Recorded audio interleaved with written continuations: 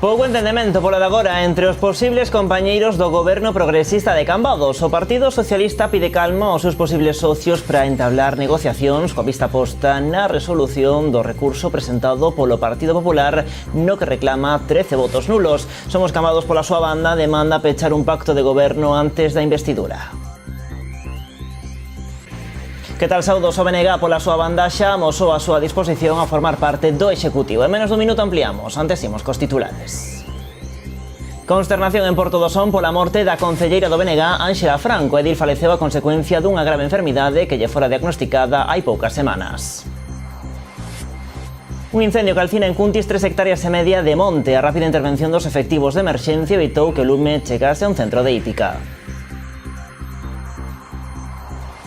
Palmeira rende homenaxe ao falecido Plácido Betanzos, onde tivo lugar a inauguración do paseo marítimo que leva o nome do político e escritor. Numerosas persoas asistiron esta pasada fin de semana en Lousame á Festa do Carneiro. A cita gastronómica está organizada pola Asociación Cultural San Roquiño. A Festa do Viño Tinto do Salnés converte a Barrantes na capital do viño. Como en cada edición, a entrega de premios do concurso foi un dos momentos máis agardados. Bueno, pois 8 días despois da xornada electoral do 26 de maio, Cambados é unha das vilas que centra o foco de atención. O Partido Socialista pide calma aos seus posibles socios de goberno para entablar negociacións coa vista posta na resolución do recurso presentado polo Partido Popular no que reclama 13 votos nulos. Somos Cambados pola súa banda demanda pechar un pacto de goberno antes da investidura. En Cambados, as diferenzas nos prazos á hora de abordar as negociacións para formar goberno poderían poñer en perigo o futuro executivo progresista encabezado pola candidata socialista Fátima Abal. Dende Somos reclaman que o pacto chegue antes da investidura. Tildar de algo que parece lóxico e razoable como dialogar e acordar como se fora unha chantaxe ou unha ameaza está completamente fora de lugar. Os cidadáns de Cambados falaron claro nas urnas e pediron entendemento, pediron acordo e pediron pacto.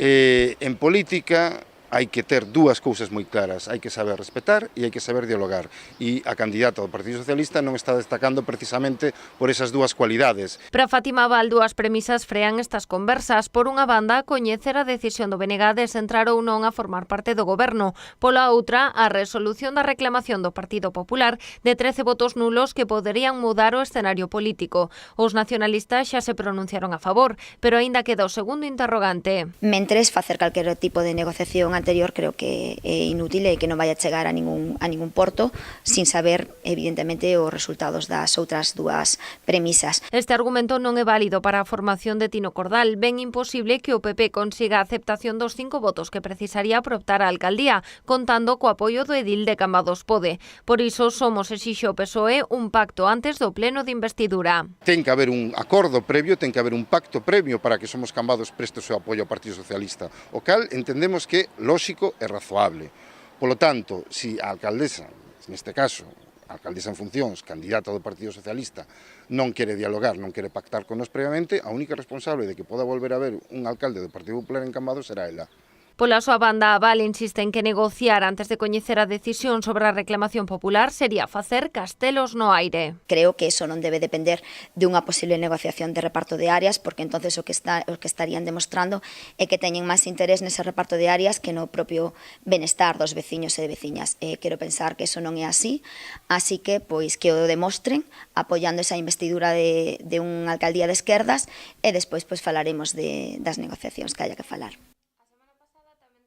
E Catoira pendente dun posible pacto histórico. O BNG e o Partido Popular vanse sentar a negociar para tentar arrebatarlle a alcaldía ao socialista Alberto García. O popular Iván Caamaño asegura que estarían dispostos a cederlle o bastón de mando aos nacionalistas se chegasen a un acordo.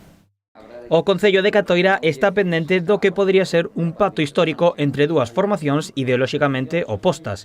Tanto o BNG como o PP da Vila queren ao socialista Alberto García fora da alcaldía. O resultado electoral do 26M abre esta vía grazas aos 3 concelleiros que conseguiron ambos partidos. Este resultado, pois a verdade é que danos a oportunidade de terminar cun goberno que leva 30 anos, o goberno de Alberto García. Entón, pois temos a posibilidade de sentarnos co Bloque Nacionalista Galego e de poder, pois, tomar decisións conxuntas e de formar un goberno alternativo ao Partido Socialista, que, como xa decimos, leva 30 anos. Os populares advirten que a única vía é mediante o diálogo e as negociacións. O que non farán é regalarlle a alcaldía ao nacionalista Xan Castaño. Se veñen a falar con nós, a sentárnosse con nós, a dialogar e a buscar solucións para a Catoira e a mirar por Catoira, entonces estaremos dispostos a sentarnos e a buscar opcións para poder gobernar conxuntamente ou para facer pois un goberno alternativo. Se veñen a pedir simplemente o apoio sin contar para nada con nós, entón pois non poderemos facer nada e non poderemos darlle ese apoio que nós queremos para poder cambiar o goberno de Catoira. Iván Camaño asegurou que de chegar a un acordo estarían dispostos a ceder a alcaldía ao BNG, pero o líder dos populares tamén defendeu as opcións do seu partido. Se cumplen certas condicións que nós queremos, pois, bueno, que nós queremos que son necesarias cumplir para o ben de Catoira, faríamos un trato para investir ao BNG ou para investir ao Partido Popular. Eles quitaronnos 60 votos, iso é certo, pero tamén é certo que os dous concejales que perdeu o Partido Socialista viñeron para nós. Dende o PP de Catoira afirman que contan co apoio do seu partido para pactar libremente e esperan que os nacionalistas fagan o mesmo. Gustaríame que sexa igual co BNG, e gustaríame que quen decida en Catoira e quen decida sentarse a falar con nós e pactar con nós sexa o BNG de Catoira, non que den de Santiago e digan ao BNG o que ten que facer. Iso principalmente, igual que a nós non nos lo van dicir desde Pontevedra. Por parte do BNG, a portavoz nacional Ana Pontón declarou que o seu partido non vai apoiar nin negociar con ningún partido de dereitas. Agora, depende de Xan Castaño obedecer a súa formación ou conversar cos populares. No Barbanza, o BNG de Ribeira anuncia a súa abstención no pleno de investidura previsto para o vindeiro 15 de xuño. A decisión dos nacionalistas que foi tomada en asemblea descarta un cambio de goberno na capital barbanza. Todo parece indicar que non haberá cambio de goberno en Ribeira. O Bloque Nacionalista Galego esfollou a Margarida e na asamblea da formación celebrada esta pasada fin de semana decidiu non entrar nas liortas entre o Partido Popular e o PBBI e absterse na votación do pleno de investidura para non favorecer a ningún goberno de dereitas. A Asamblea do BNG acordou que o BNG se vai abster en esa votación.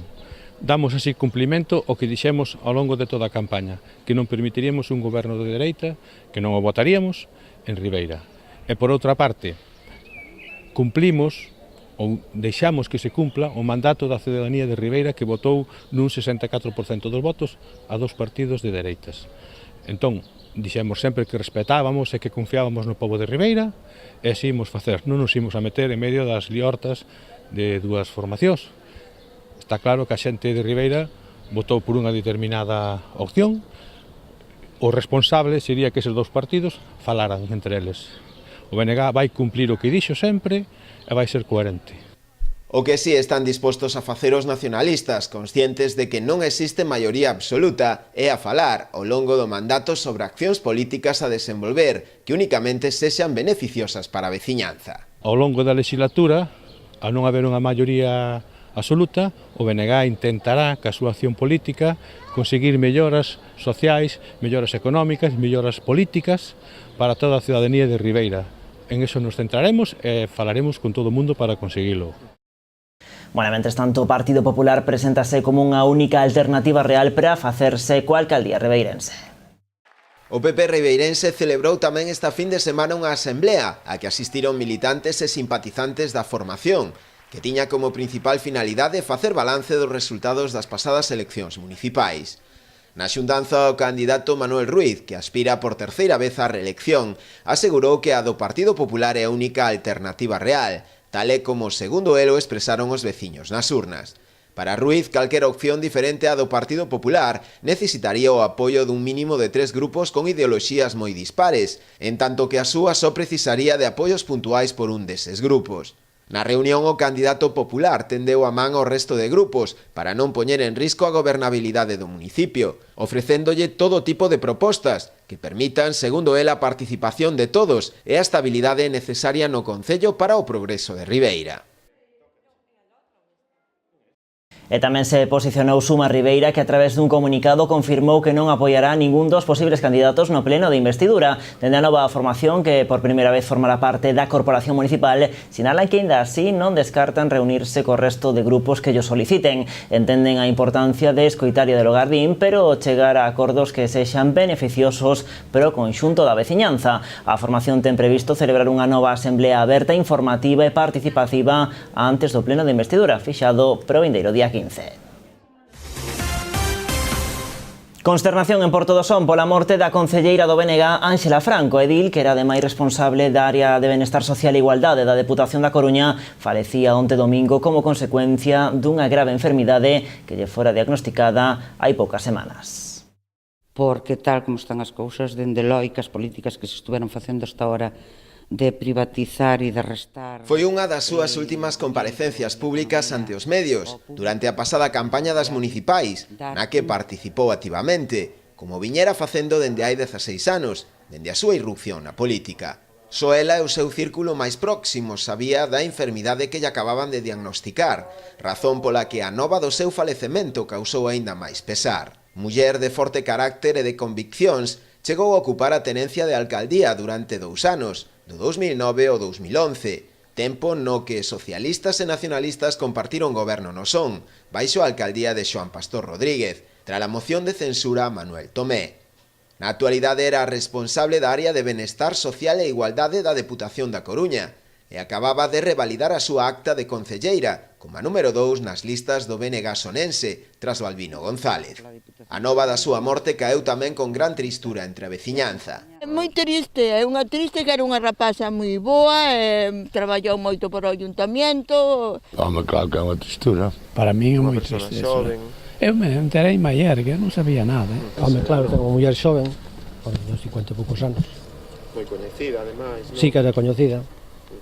Unha tristeza, supoño. A verdad que sí, que é unha persona que a ese tempo, con esa edad... Era unha muller moi xeitosa, moi amable, moi cariñosa, que no pueblo de Trajo sentímonos moito, moitísimo. Nada máis ter coñecemento do seu falecemento, a Corporación Sonense celebrou tamén un pleno extraordinario, no que se decretaron 3 días de loito oficial e bandeiras a media asta. Celebramos un pleno extraordinario urxente para decretar eses 3 días de loito oficial que contaron a partir de onte e a bandeira a media asta en señal de duelo e en señal de agradecemento pola labor de Ángela en este concello e para todos os seus veciños. Eu creo que era unha persona de fortes conviccións, que sempre defendeu fortemente hasta o final aquilo no que eu creía e, dende logo, estou segura de que sempre o fixo coa mellor vontade para axudar os seus veciños e a este concello. Tamén foron numerosas as reaccións, especialmente dos seus compañeiros do Bloque Nacionalista Galego, non só do Son, senón tamén da comarca,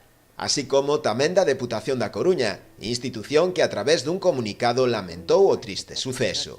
Durante todo o día foron numerosas as mostras de cariño cara a ela e a súa familia, sendo moitas as persoas as que se achegaron ata o tanatorio de Xarás, en Ribeira, onde foi velada durante toda a xornada de hoxe, ata a hora do seu funeral, que tiña lugar na igrexa parroquial de Santa María de Camaño, de onde era natural. Seguimos con máis actualidade. Un incendio en Cuntis calcinou 3,5 hectáreas na parroquia de Santa María de Troans. A actuación dos servizos de emerxencia evitaron que as lapas chegasen a un centro de hípica. Con todo, tardaron en sufocalo máis de 5 horas. A madrugada do domingo, os servizos do 112 recibiron un aviso de emerxencia por un incendio en Santa María de Troans, en Cuntis. O lume, que comezou nos montes de Sobrada, San Clemente e Vilameán, tiña un tamaño considerable cando chegaron os servizos de emerxencia e de extinción de incendios. A prioridade foi evitar que as lapas chegaran á hípica a Luaira. Nada, chamaronnos, fomos alertados polo 112 ás 3 da mañán, salimos ao punto coa motobomba e capicá, e chegamos ali, estaba moi cerca da hípica dos cabalos, que teñen 60 cabalos ali. Entón, tuvemos que atallar primeiro pola cabeza na entrada onde estaba a hípica para que non avanzara máis rápido para lá. Paramos ese punto, pola parte de abaixo estaba medio rural, xa medio rural actuou pola outra parte, nos atallamos a parte de arriba da cabeza e nada, parámoslo ali xa non houve máis, non avanzou máis e nada, despois seguimos apagando hasta onde chegou. Dende a Luaira alertaron os servizos de que non poderían evacuar os animais en pouco tempo. Claro, porque os chicos da hípica o que dicían que os cabalos para sacalos dali necesitaban 2 horas para sacalos todos para fora sin que houbera problemas. Entón, por eso tuvemos que empezar primeiro atallándolle a cabeza para eso, para que non chegara a máis longe. Para extinguir o lume foi necesaria a participación de máis de 20 persoas con diferentes medios.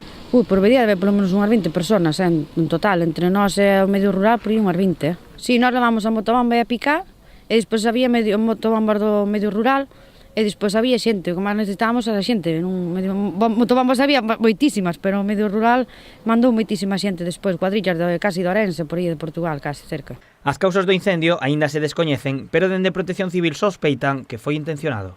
Supoño que intencionado, porque outra cousa non topamos moito sentido ali. Onde foi? Dende o Servizo de Emerxencias mostran a súa preocupación porque o número de incendios neste ano sexa superior ao do anterior. E 2 vehículos quedaron completamente calcinados por mor dun incendio que se produciu na madrugada do domingo en pleno casco urbano de Vilanova. A Garda Civil está a investigar os feitos xa que se sospeita que a orixe puido ser intencionada. Foi ao redor das 4 da madrugada na Rúa das Hortas, na contorna dunha propiedade vencellada aos Charlíns. Existen denuncias de algúns dos inquilinos contra os caseiros por ameazas e intentos de desaloxo. Ademais, un dos coches era propiedade dun dos arrendatarios. Ante esta situación, a Garda Civil decidiu precintar a zona para investigar e aclarar a orixe do lume. As lapas afectaron a un cable do tendido eléctrico xeral, aínda que os efectivos de Protección Civil de Vilanova, as dotacións de bombeiros e a Garda Civil conseguiron sufocar o incendio evitando que se propagara ás vivendas máis próximas. Esta situación provocou cortes no suministro eléctrico aos veciños da contorna, polo que foi necesaria a intervención dos operarios da empresa responsable da rede.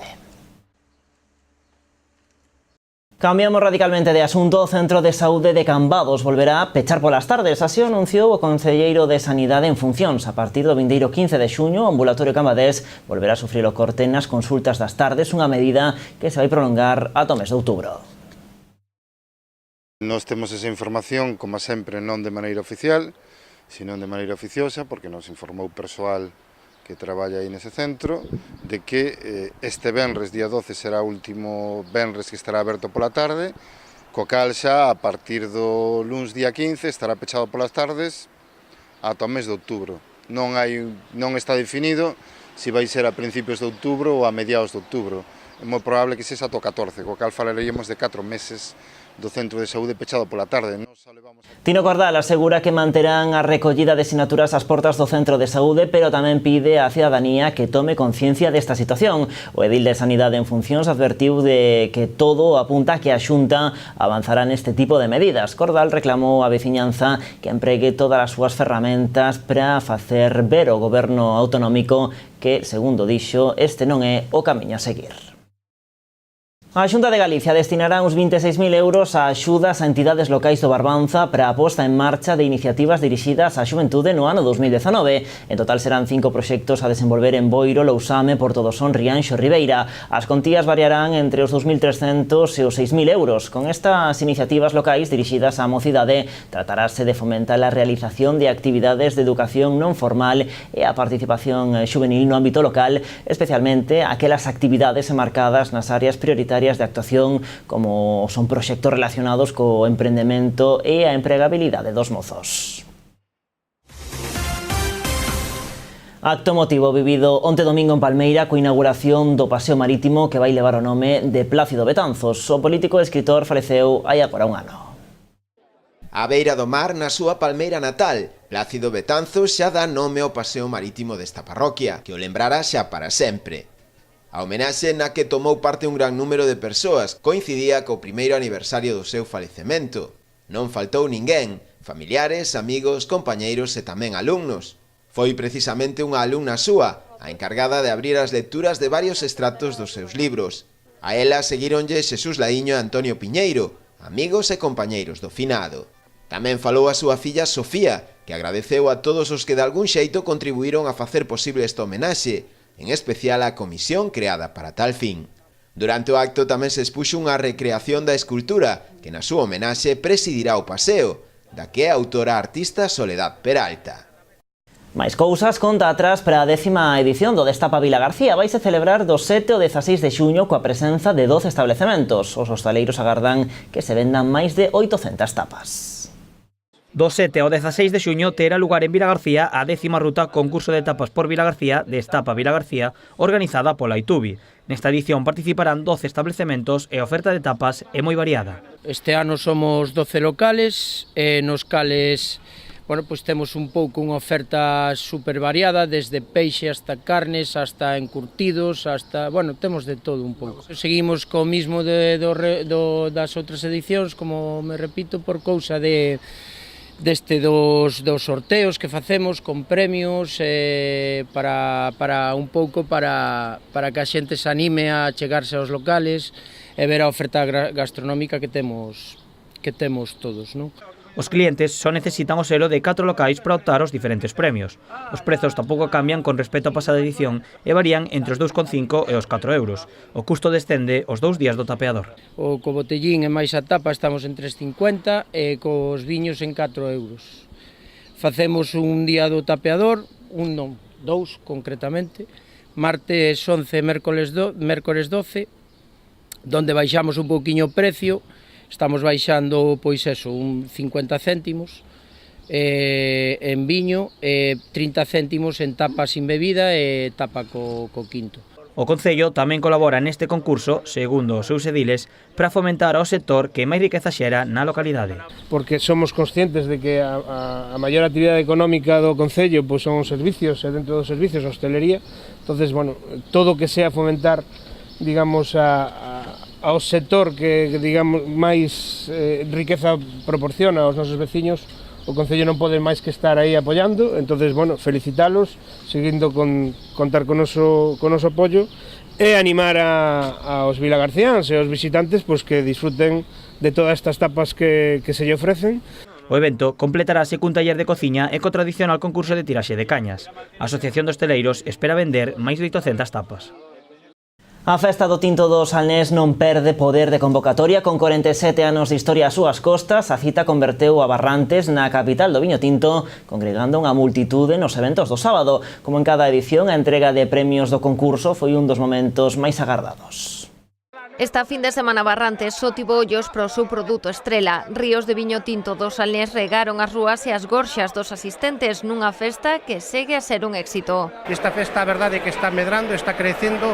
O noso objetivo precisamente é que os veciños que disfruten desta festa, porque esta festa precisamente é para os propios veciños. E bueno, pois así pouco a pouco se vai conseguindo, non? Os veciños cada día máis pois se fan partícipes desta festa, e o que queremos é que disfruten desta festa, que é a máis importante que fai o Concello de Ribadumia. Todas son importantes, por suposto, pero esta leva 47 anos facéndose gracias a moitas persoas que traballaron por e para Ribadumia, e polo tanto, bueno, pois temos que... Coa deste ano xa son 47 as edicións da Festa do Viño Tinto do Salnés, unha cita que en Ribadumia se celebra con verbenas, pasarrúas, desfiles, andainas, o nomeamento de novos valedores e un xantar popular. Porén, o momento máis agardado é o da entrega de premios. Poñolle moito empeño nesto, traballando duramente nela, nas viñas, coidando ben, intentando coidar ben o viño e facendo a cousa como é de viño, é natural todo. O segredo, o primeiro é agradecer a xente como a meu pai, Luís Padín Rei, e xente da edad del que levantaron todo isto, enseñáronos, plantaron, empezaron e agora nós seguimos. Foron 12 os viños que se clasificaron ata esta fase final, a que cada vez chegan caldos de mellor calidade, o que fai que ano a ano a tarefa dos catadores sexa máis complicada. Eu considero que tan bo viño como calquera outro autóctono, non? Moi competida porque son os viños de moitísima calidade e as diferencias entre eles son moi finas, hai que fiar moi fino. Vexo bastante ben, está bo. Dos que probei, houve dous que me encantaron. Está todo moi rico, a ver, evidentemente hai un que está mellor que o outro, para o meu gusto. O domingo a festa continuou ben cedo. Ás 10:30 da mañá arrincou a cuarta andaina solidaria Concello de Ribadumia, en beneficio da Asociación Esperanza Salnés. Despois de varias actividades durante o día, o broche de ouro puxo a Orquestra Panorama. E outra festa agora en Lousame. Numerosas persoas asistiron esta pasada fin de semana á Festa do Carneiro. A cita gastronómica chegou este ano á súa 10ª edición. Éxito de público e de organización na 10ª edición da Festa do Carneiro, celebrada este pasado sábado no campo de San Roquiño. A organización desta cita gastronómica, que co paso dos anos se está a converter nun polo de atracción para os amantes do bo comer, correu a cargo da Asociación Cultural San Roquiño, que contou coa colaboración do Concello. Empezamos onte ás 7 da mañán, terminamos ás 12 do día dorando, pasando todo pola sartén. Sí. E hoxe levantámonos ás 3 da mañán. Ás 3 da mañán? Estamos desde as 3 hasta a hora. E despois seguimos facendo pola noite. Sabedes, está cheo ainda hai xente esperando porque non hai mesas para quedar. Este ano servíronse ao redor duns 350 kilos de carneiro e outros tantos de pataca con pemento, que é como se prepara o estilo San Roquiño. As racións vendéronse este ano a un prezo de 13 euros, €1 máis que o pasado ano. Unha cantidade non demasiado elevada, se temos que valorar o rico que estaba. Que puntuación lle damos aquí ao carneiro? Mi má, 10, Está bo? Sí. E aquí a compañeira, gustalle tamén? Sí, está moi rico. Como está o carneiro, señor? Home, para comer 2 racións ten que estar moi boa. 2 racións? Home, un corpo como este, pensa que se pode manter con unha ración de carneiro? O palleiro non se fai sen palla, non? Normal, moi bo. E que o que lle gusta máis, a pataca, a carne? Está todo buenísimo. Todo. Moi bo. Como en calquera festa que se precie, tampouco faltou a música, da man do grupo de gaitas local O Son do Pote, e tamén dunha discoteca móvil, que continuou a festa ata altas horas da madrugada. Vilanova é o segundo destino que máis medra entre os turistas españois que empregan a plataforma Airbnb para reservar as súas vacacións. A pequena localidade de Arousa compite no podio con Istambul e a cidade xaponesa de Osaka. Segundo o portal, son os turistas nacionais de entre 36 e 59 anos os que máis escollen Vilanova, facendo que a demanda teña medrado nun 190%. Notamos estes 2 últimos anos, pero sobre todo o ano pasado, que creceu o turismo en Vilanova máis dun 40%, e bueno, isto ven a refrendar pois que os resultados están aí nunha promoción que se fixo estes 4 anos desde a Mancomunidade dos Salnés, desde o Concello de Vilanova, co presidente Gonzalo Durán á cabeza, pois, bueno, trae este resultado. Pero xa non son solo Booking, Airbnb, todas estas páxinas de tal, e a variante espiritual, que vemos que xa leva un par de meses cunha afluencia de público espectacular. Estamos encantados do equipo de goberno que encabeza Gonzalo Durán, pois do repunte turístico, sobre todo de que os nosos empresarios locales teñan máis movimento, teñan máis riqueza, sobre todo creen máis empleo. Bueno, do importante peso que o turismo ten para Vilanova tamén son conscientes os seus veciños máis novos. É o caso dos alumnos de primeiro da ESO do Instituto A Basella. Durante o curso traballaron nun proxecto para amosar os recursos do seu municipio, botando man de obxetos reciclados e con información en galego e en inglés. Unha iniciativa ambiciosa que xa lle presentaron ao Concello. Todas aquelas caixas ou envases que normalmente irían ao lixo, que eles vexan que eso pode ter unha segunda vida, que se poden usar como soporte para facer unha guía turística ou por calquera outra cousa. Esta é a filosofía do proxecto que presentaron no Instituto Vilanovés da Basella. Traballaron durante todo o curso para dar forma a un completo stand con información turística. Primeiro trouxemos as caixas, logo gravamos os audios, tanto en galego como en inglés, facemos o código QR, pegamos por último, pegamos as etiquetas nas caixas. Neste proceso o alumnado tivo unha dificultade engadida. No stand debían empregar tanto o galego como o inglés para trasladar a información aos turistas. Un proxecto totalmente multidisciplinar. Moitos aspectos que están incluídos, non é soamente inglés, hai máis cousas como as TICs ou como a plástica, son en galego e en inglés, son 2 linguas que hai que combinar. Temos tamén o departamento de galego implicado porque ten que corrixir os textos. Logo está tecnoloxía, que nos axuda un poquinho tamén coa construción dos paneis, dos soportes. A iniciativa partiu da profesora de inglés Ana Cruz, que converteu o proxecto nun completo vehículo de aprendizaxe para os seus alumnos. Había que estar todas as clases trabajando duro e atentos a todo, cosas que non sabíamos, vocabulario e así. Había sitios que aún non coñecía e pois así coñecemos un pouco máis a nosa vida. Había palabras que non sabíamos, pero tamén entre a axuda da profe buscamos en internet tamén, pois e así tamén sabemos un poquinho máis de inglés. A intención é que a vida deste particular stand turístico non remate aquí. O Concello quere atopar un espazo para poder expoñelo e no que poida cumprir o seu obxectivo, informar aos visitantes das belezas de Vilanova.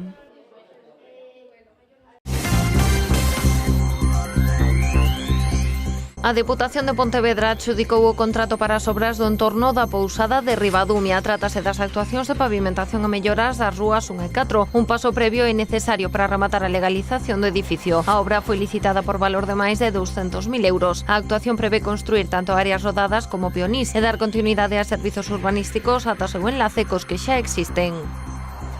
O Concello de Cambados vende asinar un convenio de colaboración coa empresa Tragatoner para recoller e tratar axeitadamente os tóner de impresoras e fotocopiadoras dos veciños. Na Casa do Concello no Punto Limpo haberá 2 zonas de recollida onde os particulares poderán deixar os tóner baleiros que despois serán xestionados correctamente pola empresa sen ningún custo para o Concello.